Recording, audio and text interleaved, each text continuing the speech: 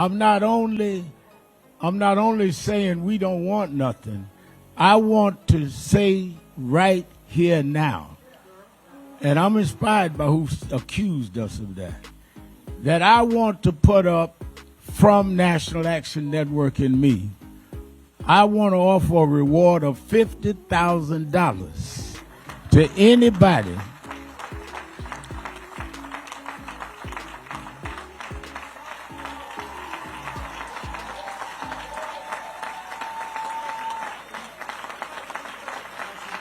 I want to put a reward up for $50,000 for anybody that could give the information that will lead to an arrest and a conviction in the case of what happened.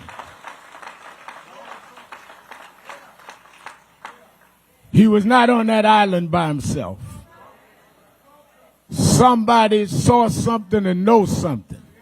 So I didn't come to make money. I came to give money. Stand up and tell the truth. I just got a text, Christine and Elmer, you know that Tyler Perry said he would pay for the funeral. He must be watching because he said, I'm going to match you and put up $50,000 more. So we putting up $100,000 for anybody that'll come forward. We just want the truth, that's all. I wanted to ask you, what does honoring Nolan's legacy look like for your family moving forward? Are there any foundations, scholarships, community initiatives, or causes you hope people will support in his memory? Absolutely. This is actually something my cousin Keezy and I have briefly discussed.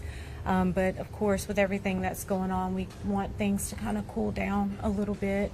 My husband and I, honestly, we have not fully processed this. We have not fully grieved Nolan, but that is the plan, is to come up with some foundation, just honor him, but also to United Cajun Navy, big help, boots on the ground almost immediately after I spoke with Josh Gill. So, you know, we have to remember those types of organizations in our communities and utilize them, but also give back to them. So that is our hope, that we'll be able to give as much as we've been given during this time. Yes. Stephen Smith with the Associated Press. Is there any update to the independent autopsy that you guys requested? Sure. And just on that last question, very good question. Christine and Elmore and Cliff Jones and Lisa Park at the office, they talk frequently, and that's one of the things she stressed at the funeral service. She wanted to celebrate his life and celebrate and define what his legacy will be. So we look forward to working to define his legacy. Nobody else is going to define his legacy but the people who knew him best. Yeah.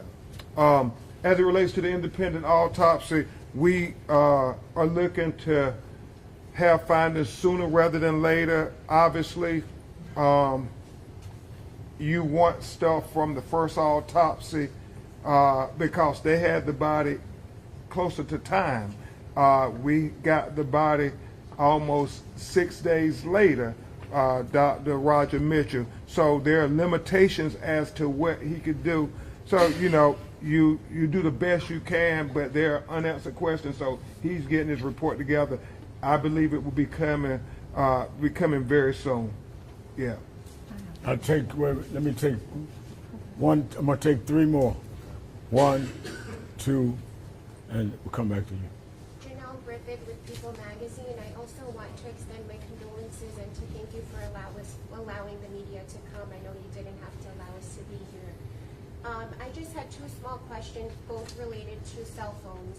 One of the things that came out of your meeting with the local DA was that you agreed you would both analyze Nolan's phone. I wanted to know when that might take place. And the other was that at the end of the last press conference, you said that, Ben, you said you wanted everybody's cell phones looked at. So that, to me, that meant the other young men that were with Nolan that day. Did you communicate that to the DA, and what did she say? If so, have they analyzed their phones? Do they plan to? I did communicate that to the district attorney, Whether they're going to do that, that's a question that you have to ask them. But we thought that it's only fair if we're going to look at Nolan's phone, we should look at the other people who were with Nolan that day. Because, again, we just want equal justice. We think that if Nolan was on that boat, roles were reversed, they would look at his phone, and so that is going to be important. We have not established a time yet of when we're going to do the mutual inspection of the cell phone. We have to do some technical things. We're getting our experts together, working with phone companies and so forth, but we hope to do that sooner rather than later. This was a big first step for the family getting through the day, so now we can get laser focused on all those things to finish this investigation. Will Polson with WLOX. Ben, you had mentioned that it had been a couple of days, I think you had said 6 days, since after the state's autopsy was done before you were able to get access to the body.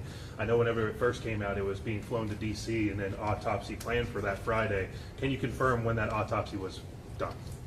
They had weather issues, so I do think they got the body Friday night or Saturday morning, around that time. Was that the same day that the autopsy was? I can't confirm that. I know they received the body, and I think they immediately went to it. It would be in the report the date they did the autopsy. Thank you. Yes. Miss Selena Charles, the Purpose of the People. You guys are supposed to be having a rally on the 26th. Is that still going to occur? Well, I think that was the community, people who are activists who we're very grateful, standing up, demanding a fair and impartial investigation. And we want to say thank you to all the community leaders and activists standing up saying, no, we want a timeline. We want transparency. We want them to check cell phones. We want everything that you would have done had it been your child. So that's what they're going to be talking about on the 26th. Thank you. All right. Thank you very much. Thank you.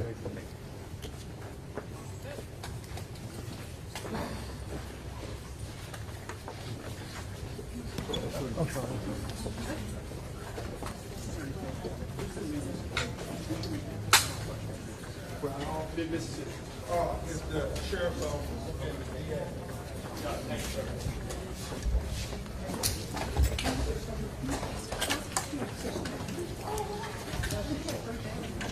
Gotta make sure it's mine.